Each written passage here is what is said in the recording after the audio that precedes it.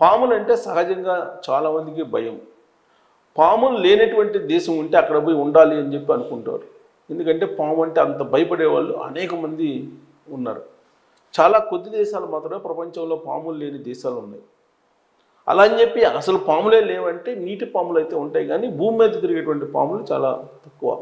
ఆ భూమి మీద తిరిగేటువంటి పాములు లేనటువంటి దేశాల్లో న్యూజిలాండ్, ఐస్లాండ్, ఐర్లాండ్ ఇలాంటి దేశాలు ఉన్నాయి. దీనికి కారణం ఏంటంటే చలి ఎక్కువగా ఉండటం.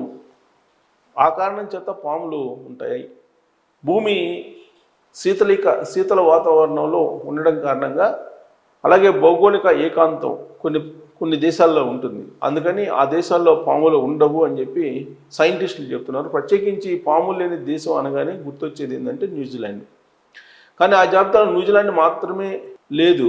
ఐర్లాండ్, ఐస్లాండ్, గ్రీన్లాండ్ సహా ప్రపంచవ్యాప్తంగా పలు దేశాల్లో, ప్రాంతాల్లో సహజ సిద్ధంగా పాములు కనిపించవు. ఈ దేశాల్లో ప్రకృతిలో ఈ వింతకు భౌగోళిక వాతావరణ పరిస్థితులు ప్రధాన కారణం అని చెప్పి సైంటిస్టులు చెప్తున్నారు.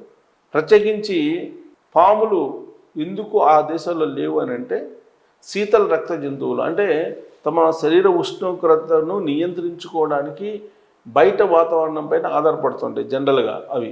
అందుకే ఐస్లాండ్ కానీ, గ్రీన్లాండ్ కానీ, అంటార్కిటికా వంటి అతి శీతల ప్రాంతాల్లో అవి మనుగడ సాగించలేవు పాములు.